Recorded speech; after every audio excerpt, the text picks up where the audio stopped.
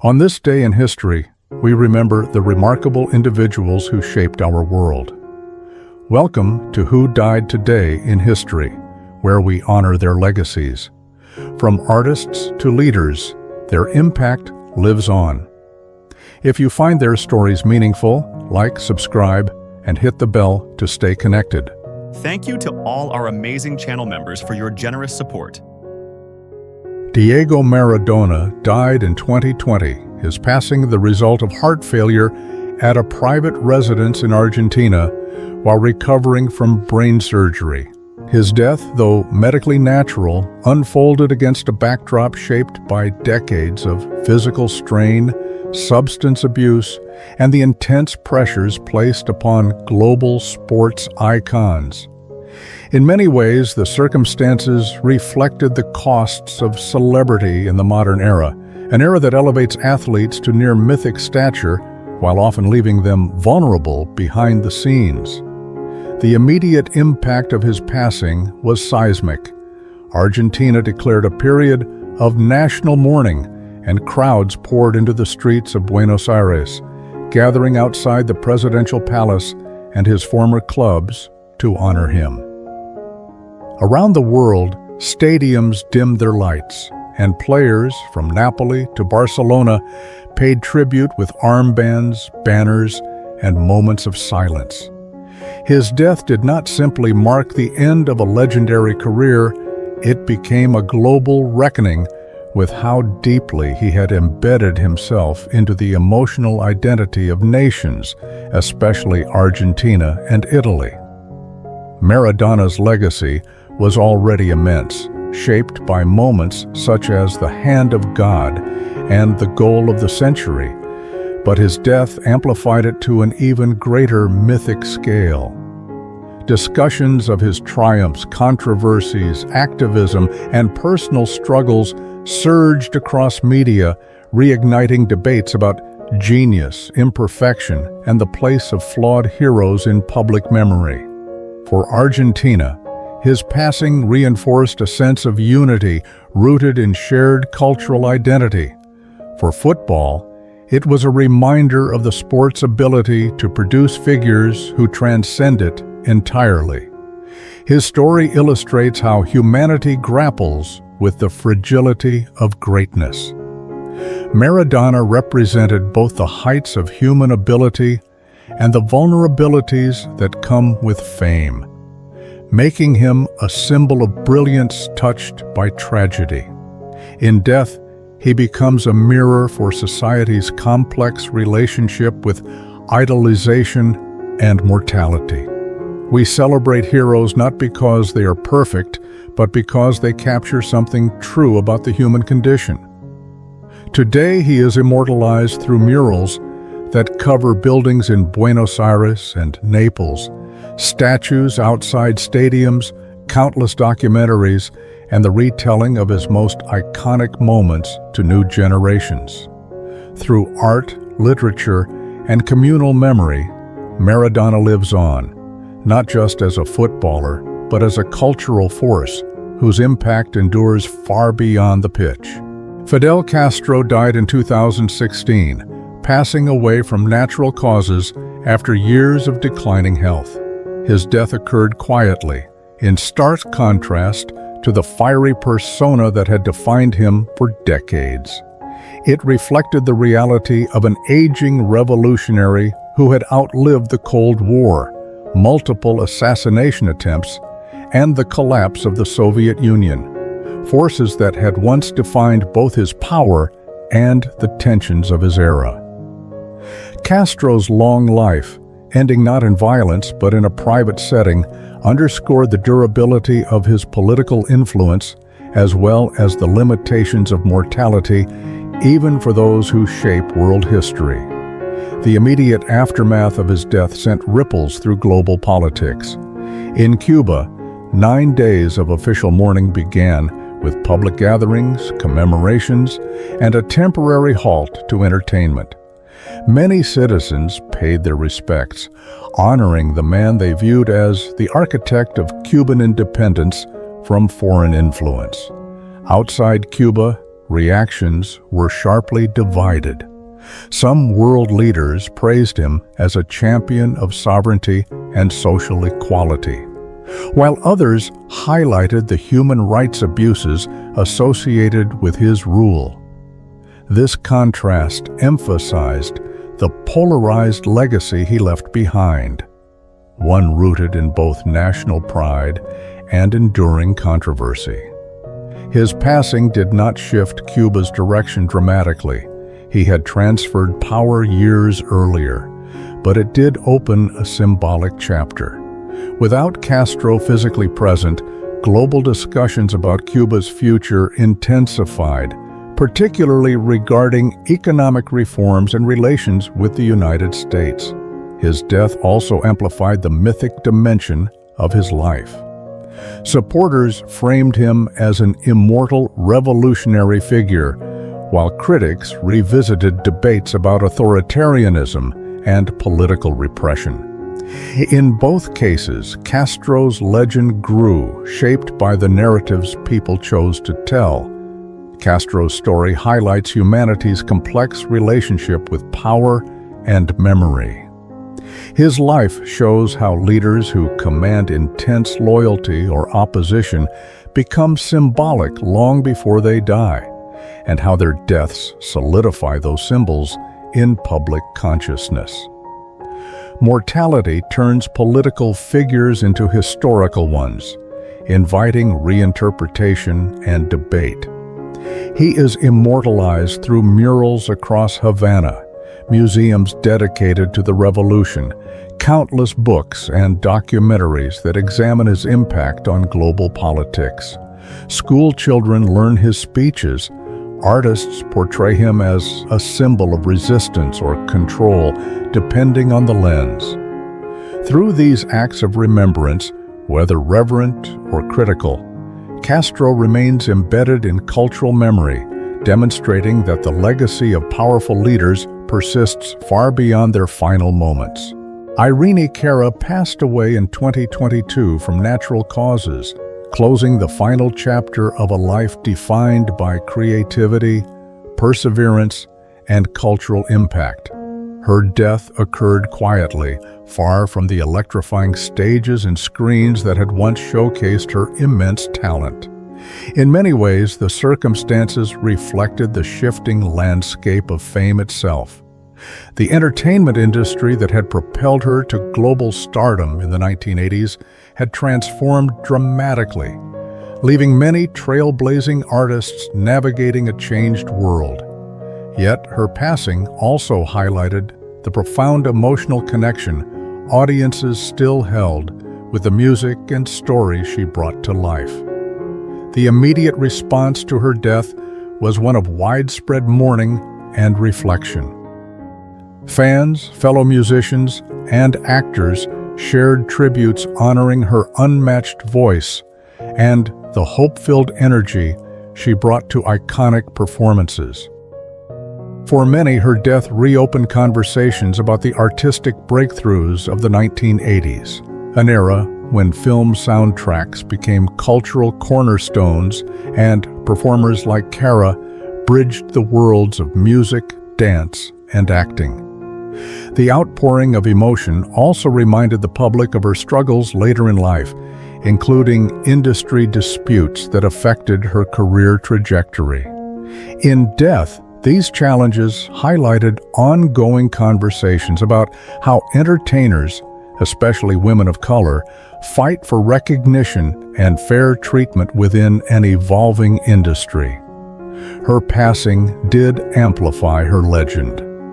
Streams of her music surged worldwide, and younger audiences rediscovered the emotional power behind the anthems she helped define. She became emblematic not only of her era's optimism, but also of the resilience of artists who transform personal ambition into cultural memory.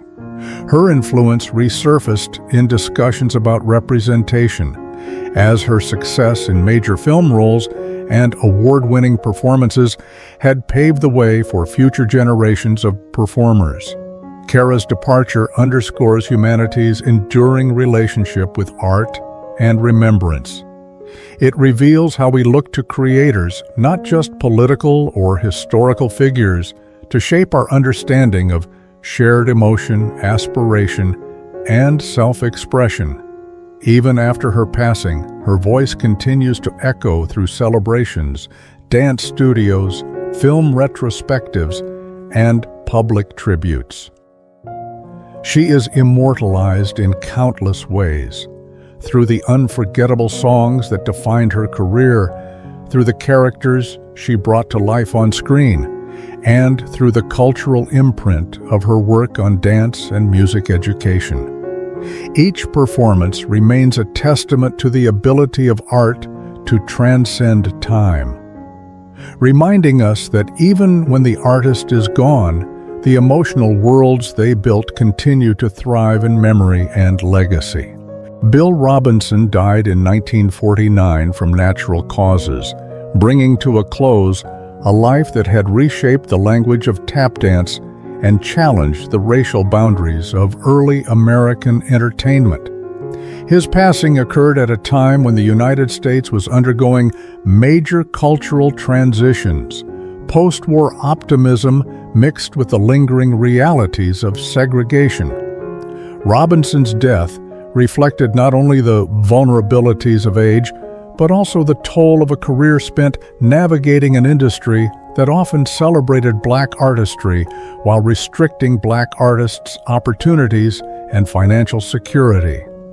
The immediate reaction to his death revealed his deep cultural impact. Thousands gathered to honor him, including major Hollywood figures and fellow performers who understood his groundbreaking role as a tap pioneer.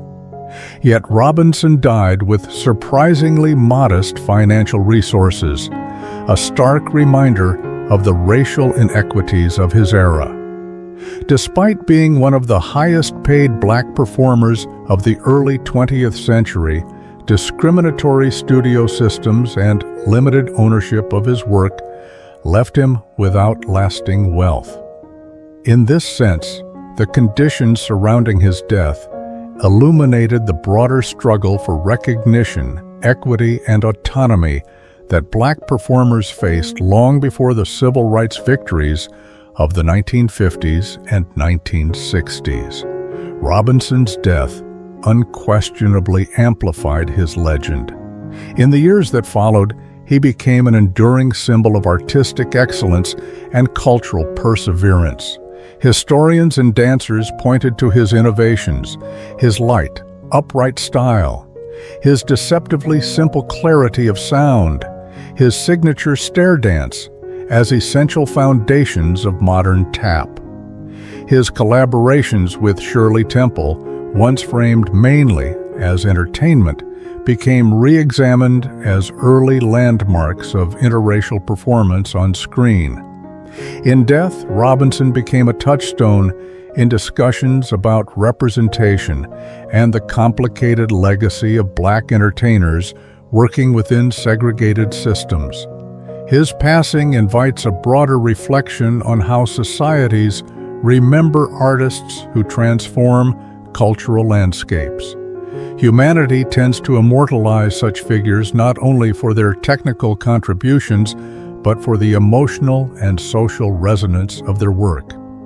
Robinson is commemorated in statues, festivals, biographies, and most importantly, within the rhythmic vocabulary of tap dancers who still mimic and reinterpret his steps. His legacy reveals how memory softens some edges while sharpening others, how we preserve brilliance, confront injustice, and craft narratives that elevate the artists who helped shape the cultural fabric we inherit. Earl Holliman died in 2024 of natural causes, closing the final chapter on a long and steady career that embodied the golden age of American film and television. His passing reflected the quiet dignity of an era in which actors often built their reputations through consistent craftsmanship rather than constant publicity. as one of the familiar faces of mid-century Hollywood, appearing in classics like The Rainmaker and the sci-fi landmark Forbidden Planet. Holliman belonged to a generation that valued versatility, professionalism, and the ability to move seamlessly between genres. His peaceful departure in old age symbolized the twilight of that tradition, arriving at a moment when the entertainment world was dominated by digital spectacle, rapid turnover, and celebrity churn. The immediate response to his death showed just how deeply he was woven into the fabric of American screen history. Fans and fellow actors highlighted his decades of reliable supporting performances, his Emmy-winning work on television, and his contributions to the humane treatment of animals, an often overlooked but significant part of his legacy.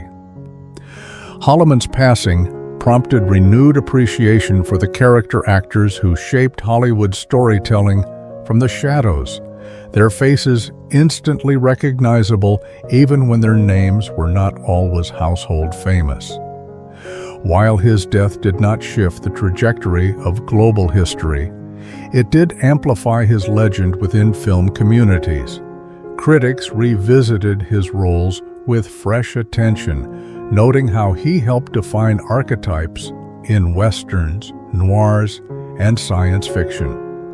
For many, Holliman became a symbol of the working actor, steady, adaptable, and unpretentious. His absence made clear how rare such long-form careers have become in the contemporary industry, where longevity is increasingly difficult to achieve. His passing also invites reflection on how we remember cultural figures whose impact is subtle rather than explosive.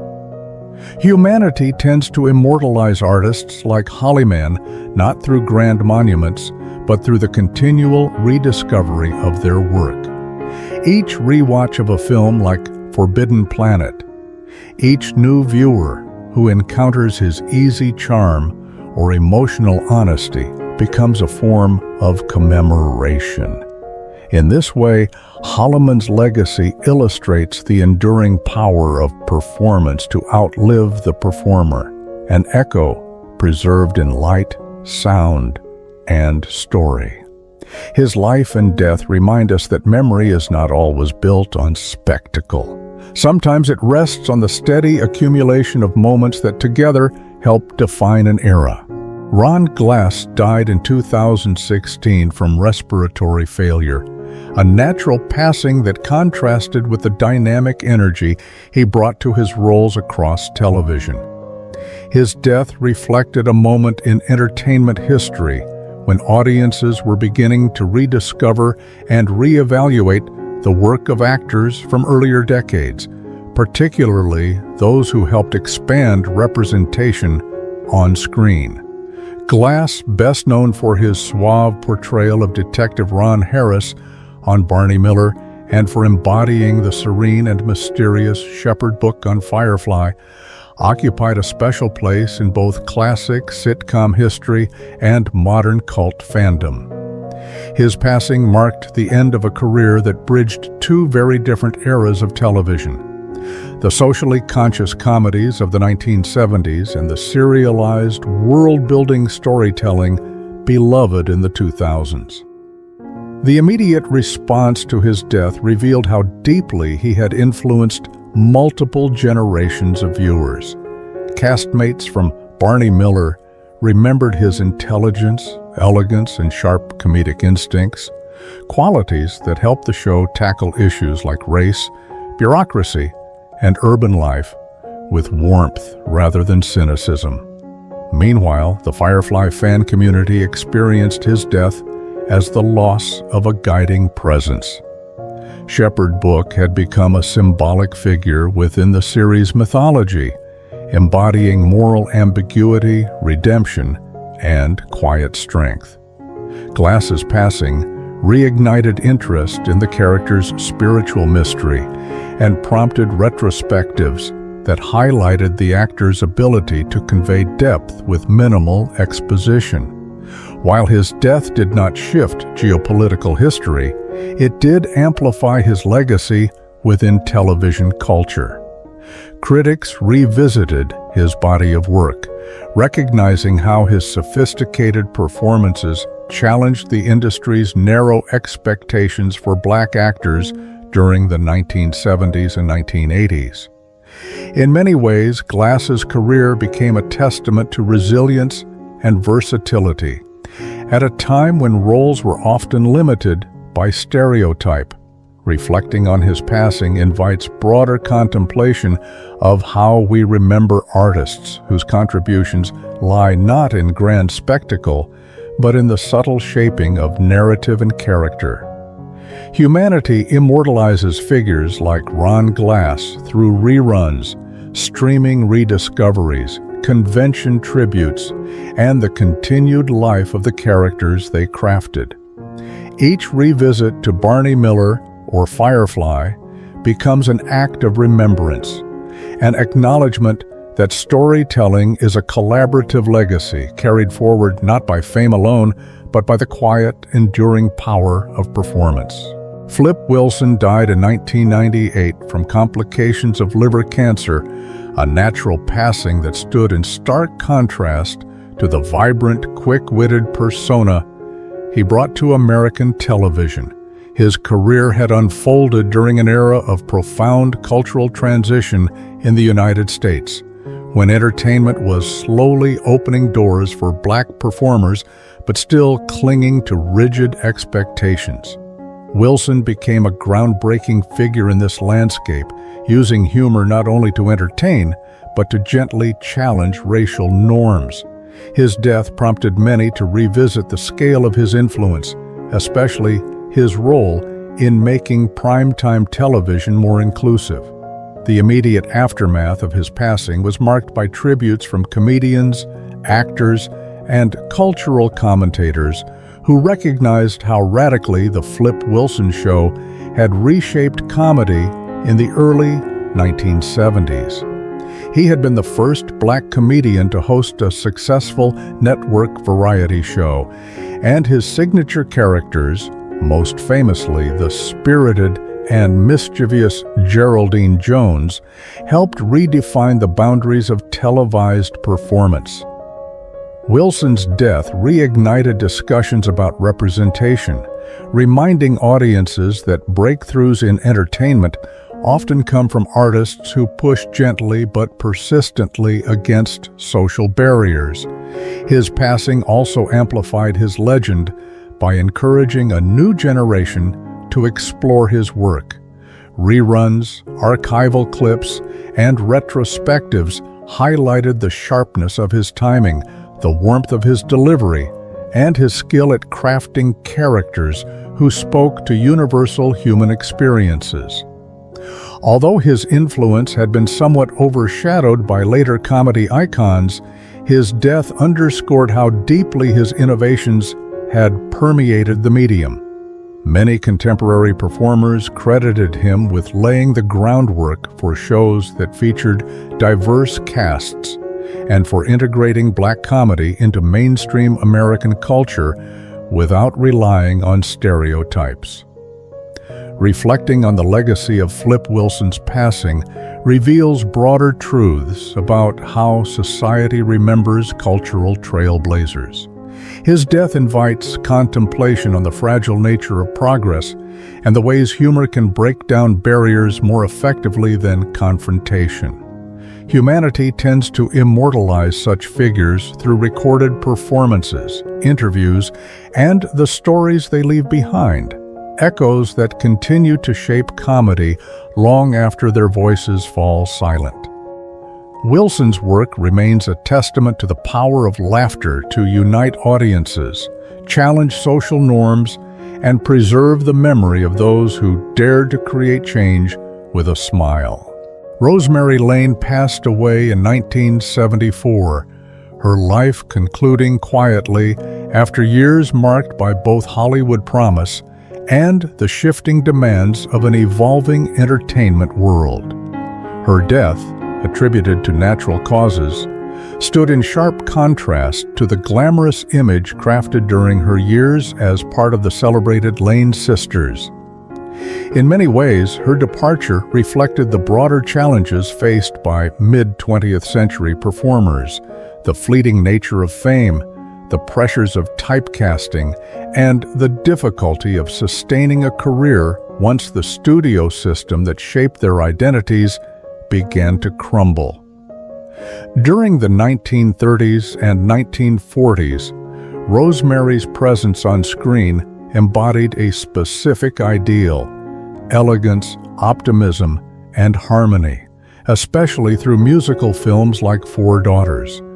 As Hollywood moved toward grittier storytelling and new stars emerged, her visibility faded. By the time she died, she had long stepped away from the spotlight, making her passing less of a public event and more a quiet closing of a chapter in classic film history. Yet for fans of early Hollywood, her death prompted a wave of reflection on a bygone era, defined by carefully cultivated personas and the collective fantasy of American cinema. The immediate consequence of her passing was a renewed appreciation for the Lane sisters' artistic contribution. Film historians and nostalgia enthusiasts revisited her work, seeing in her performances a window into pre-war and wartime America, an era when audiences sought comfort in music, romance, and stories of family unity. Her death did not radically shift historical trajectories, but it did amplify her legend within her niche, a reminder of the delicate balance between personal identity and studio-crafted stardom.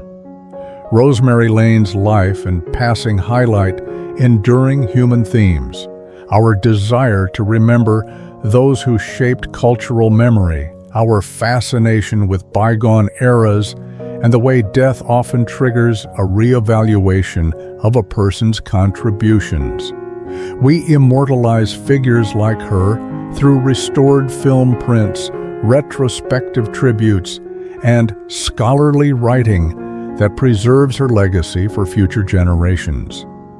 In doing so, we acknowledge the power of performance and the powerful place such artists hold in our collective remembrance long after the final curtain has fallen.